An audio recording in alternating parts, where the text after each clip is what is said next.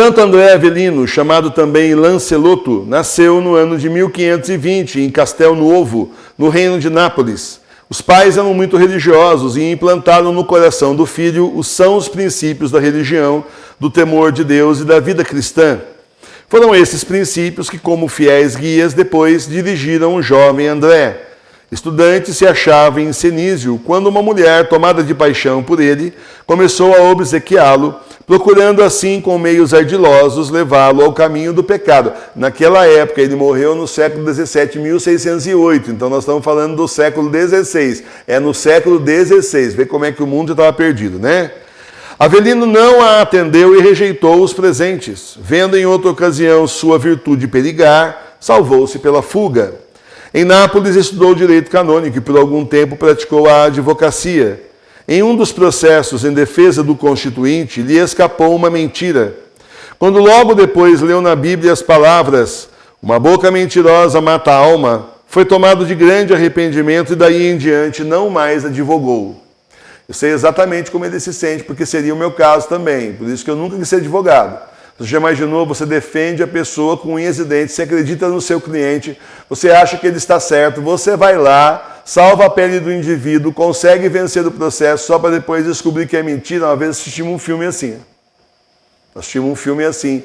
E no caso o advogado tinha boa consciência e entrou em parafuso, porque como assim ele ajudou um criminoso? Agora, hoje em dia parece que está meio raro, né? Tem muita gente que não pensa isso não, tá? Tem um outro aí e tal, mas muita gente não tem mais esses brios aqui que o Santo André Avelino tinha e teve. Falta Deus para as pessoas, né? Abraçou o estado sacerdotal e desde então se dedicou exclusivamente ao serviço de Deus. O arcebispo de Nápoles incumbiu da vigilância sobre os conventos existentes na arquidiocese. O zelo que desenvolveu em abolir certos abusos que se tinham aninhado em algumas comunidades trouxe-lhe muitos ódios. Uma vez, por um milagre, escapou da morte. Em outra ocasião, foi horrivelmente espancado e gravemente ferido no rosto. Tudo sofreu com paciência, conseguindo, graças à constância, restabelecer a ordem nos conventos. Em 1550, entrou na ordem dos teatinos. A virtude sólida de que se manifestava Senhor granjeou-lhe a confiança dos superiores, que o encarregaram da formação dos noviços e da administração de diversas casas. Além dos votos da ordem, fez ainda 2 outros, que se impõem mais à nossa admiração que à imitação. O de agir sempre contra a vontade própria e outro de progredir sempre na perfeição cristã.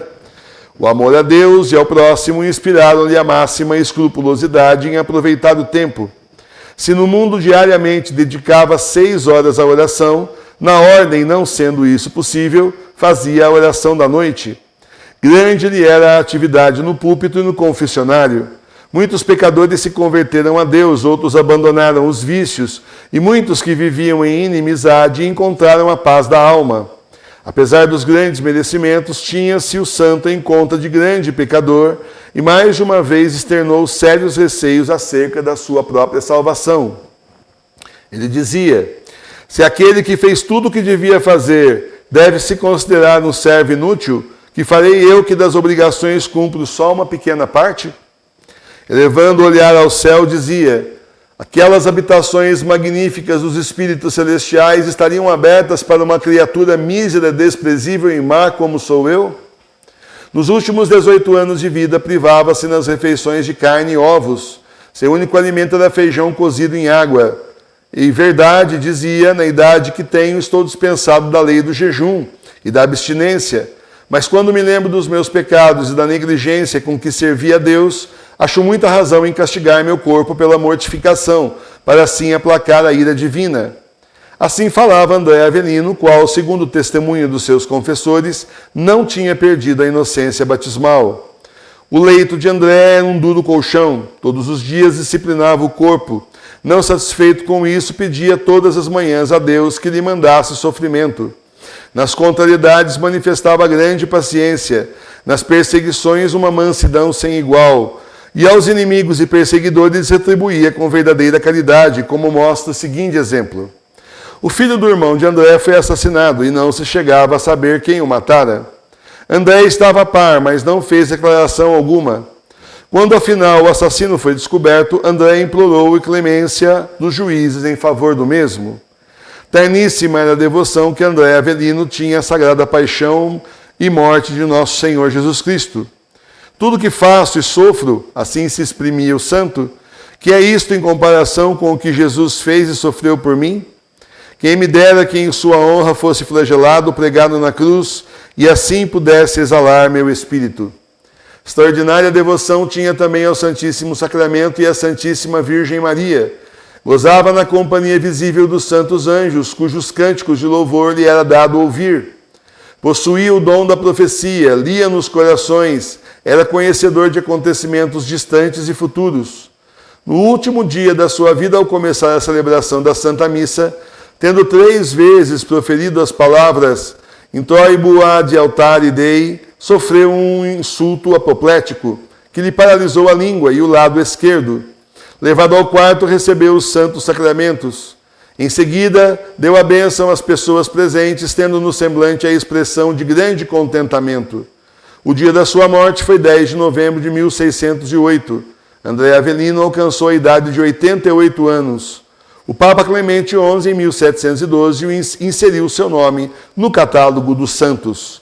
Santo André Avelino, rogai por nós. Então, meus irmãos e minhas irmãs, são exemplos de pessoas santas que o mundo conheceu e que simplesmente rejeitaram o mundo. Pessoas como Santo André Avelino, que rejeitaram os pecados e os prazeres do mundo, todas as ilusões que o mundo fornecia, oferecia, conhecendo os seus próprios pecados. Não importa o que as pessoas acham de nós, importa o que nós sabemos de nós.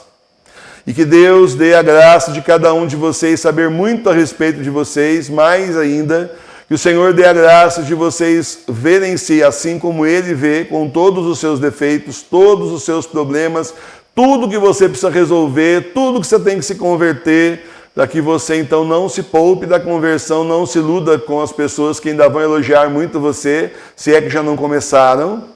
E então não caia nas armadilhas do demônio de se achar, eu já estou salvo, porque nesse mundo, quem de nós pode dizer eu já estou salvo, quando um santo dessa envergadura dizia a mesma coisa de forma bem honesta, inclusive, não falsa modéstia, mas de forma bem honesta, ele dizia justamente isso, que quem era ele para se julgar salvo.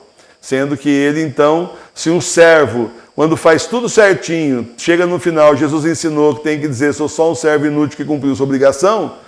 Imagina a gente que não consegue cumprir o que é para fazer, faz uma parte e não faz tudo. E será de nós, só pela misericórdia imensa do Senhor, e só Ele vendo o nosso esforço incansável de realmente ser dele, fazer a missão, servi-lo, nos convertermos, só vendo realmente nossas orações, arrependimento, jejuns, penitências, obras de caridade, nossa tentativa de fazer a missão o máximo que nós conseguirmos, para daí talvez o Senhor tenha misericórdia das nossas misérias e também ver a luta nossa contra os nossos pecados, porque não adianta nada fazer tudo e não lutar contra os pecados, e aí ficou faltando aí a parte principal, tá certo? Então, meus irmãos e irmãs, mais um exemplo aí para a nossa vida, para nós seguirmos, exemplos como esse que o Papa Bento XVI tanto segue, com certeza, se preparando aí para o seu encontro com Jesus.